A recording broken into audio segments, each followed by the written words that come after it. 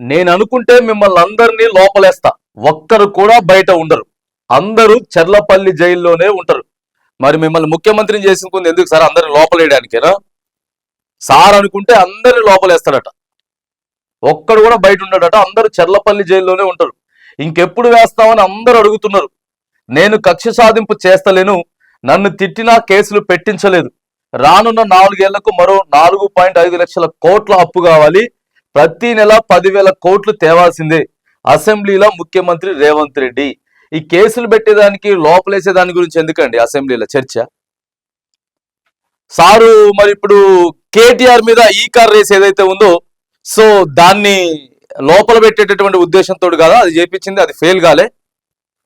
కాళేశ్వరం విషయంలో కూడా ఎక్కడ మరి ఎక్కువగా ఇదైపోతుందో, సాక్ష్యాధారాలు దొరుకుతాయో అని చెప్పి మరి అక్కడ కూడా ట్రై చేయలేదా? జైల్లోకి పంపిద్దామని చెప్పి కేసీఆర్ను, లేకపోతే గత ప్రభుత్వ పెద్దల్ని, అధికారులని. ఫోన్ ట్యాపింగ్ విషయం కూడా బయటికి తీసుకురాలేదా?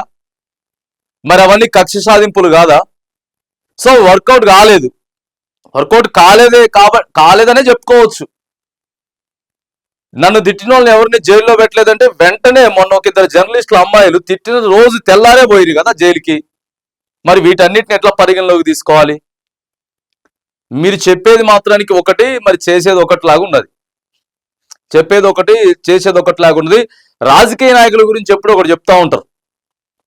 రాజకీయ నాయకుల్ని ఆయన మొహం మీద ఉమ్మేసినా, లేకపోతే చెప్పు తీసుకొని కొట్టినా, ఆయన ముందు ఎన్ని బూతు మాటలు తిట్టినా కూడా ఏం తెలవకుండా సైలెంట్, అసలు నవ్వుకుంటే ఉంటాడట.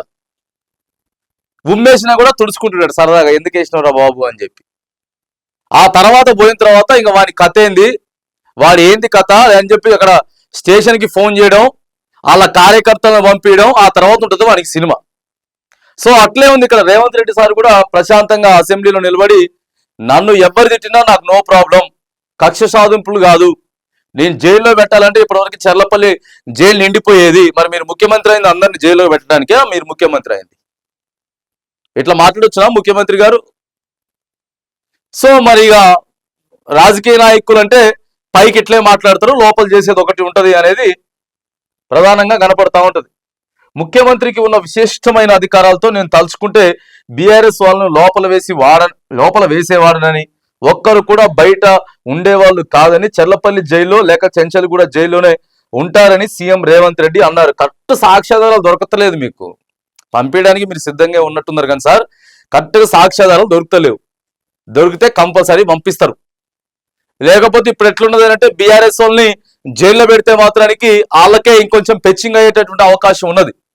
ఇప్పటికే వ్యతిరేకత ఎక్కువ ఉన్నది ప్రభుత్వం మీద, పథకాలు సరిగా చక్కగా ఇయ్యట్లేరు అని. సో మరిగా అది కూడా కొద్దిగా ఆలోచిస్తానంటున్నారు. అసెంబ్లీ సమావేశాల్లో మాట్లాడుతూ నన్ను అందరూ అడుగుతున్నారని, ఇంకెన్ని రోజులు వాళ్ళని బయట ఉంచుతారని, లోపల వేయమని అంటున్నారని తెలిపారు. వాము ఎంతమంది అడిగినరు, అందరు అడుగుతారట సార్ని, బీఆర్ఎస్ అందరినీ జైలు లేండి సార్ అని చెప్పి అంటున్నారట. మరి ఫోన్ చేసి అడుగుతారా, లేకపోతే మెసేజ్ పెడతారా సార్కి, లేకపోతే డైరెక్ట్గా సార్ తోటి వచ్చి కూర్చొని అడుగుతారా తెలియదు. మరి నన్ను తిట్టినా కూడా ఎవ్వరి మీద అక్రమ కేసులు పెట్టించలేదని, నన్ను తిట్టిన వాళ్ళ చెంపలు పగలగొట్టే శక్తి ఉన్నా ఊరుకున్నానని చెప్పారు. మొన్న కాదా మీరు చెప్పింది, ఒక్కొక్కరిని బట్టలు ఊడదీసి కొడతా,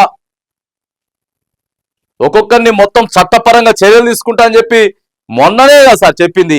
ఇదే అసెంబ్లీ సమావేశాల్లో చెప్పారు కదా. నా రక్తం మరుగుతుంది, ముఖ్యమంత్రిని అయితే చూసుకొని కూసా వల్ల ఒక్కొక్కరిని పండబెట్టి తొక్కుతా, బట్టలు ఊడదీసి గుడ్డలు ఊడదీసి కొడతా, ఒక్కొక్కరి సంగతి ఇప్పటి నుంచి చూస్తా అని చెప్పి మొన్ననే అంటిరి. మళ్ళీ ఇవాళేమో నన్ను తిట్టిన వాళ్ళని ఎవరిని కూడా, నన్ను తిట్టినా వాళ్ళ చెంపలు పగలగొట్టే శక్తి ఉన్నా ఊరుకుంటున్నానని చెప్పి ద్వంద్వ వైఖరి కనపడతా ఉంది ముఖ్యమంత్రి గారి దగ్గర, ద్వంద్వ వైఖరి. కక్ష సాధింపు చర్యలు చేయాలని అనుకుంటే అందరినీ జైల్లో వేసేవాడని తెలిపారు. డ్రోన్ ఎగరవేసినందుకు 500 ఫైన్ వేయాలి, కానీ నన్ను అరెస్ట్ చేసి జైల్లో పెట్టారని అన్నారు. చెర్లపల్లి జైలుకు పంపి నక్సలైట్లు, తీవ్రవాదులు ఉండే డిటెన్షన్ సెల్లో 16 రోజులు వేశారని అన్నారు. సెల్లో చిన్న బాత్రూమ్ లో కూర్చుంటే బయటికి కనిపించేలాగా ఉంటుందని, కావాలంటే ఎమ్మెల్యేలను, మంత్రులను తీసుకెళ్లి చూపిస్తానని తెలిపారు. ఒక్కరోజు రాత్రి కూడా నిద్రపోలేదన్నారు. ఆ కోపాన్ని దిగమింగుకొని పనిచేస్తున్నానని రేవంత్ రెడ్డి అన్నారు. నెలకు 10,000 కోట్ల అప్పు చేయాల్సిన పరిస్థితి ఉందని అన్నారు.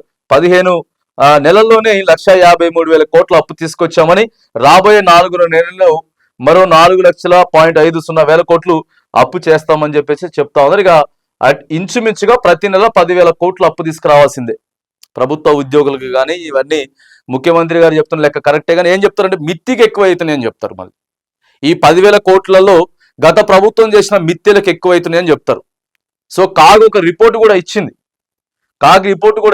రీసెంట్ గానే నిన్ననే కాగ్ రిపోర్ట్ కూడా ఇచ్చింది. తెలంగాణ అప్పులు 4,03,664 కోట్లే.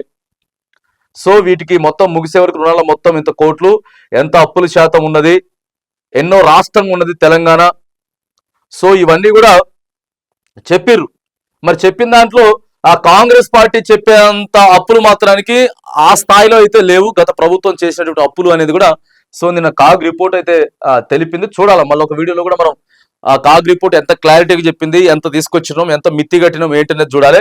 సో ఏదేమైనా కానీ రేవంత్ రెడ్డి గారు నిన్న నేను దలుచుకుంటే అందరినీ జైల్లో వేస్తా, లోపలేస్తా, తీర్చుకుంటా, కక్ష సాధింపులకు పోతా, కానీ నాకు ఏమి అవసరం లేదు అని చెప్పి మరి ఇట్లాంటి విషయాల మీదనే, కేసుల మీదనే, జైళ్ళ మీదనే, వీటన్నిటి మీద కక్ష సాధింపుల మీదనే ద్వంద్వ వైఖరి. సారు ఒక మాట మీద కాకుండా రీసెంట్ గా మన అసెంబ్లీలో అందరూ చూసారు, తెలంగాణ సమాజం మొత్తం చూసింది జర్నలిస్టుల గురించి ఎట్లా మాట్లాడిండ్రు.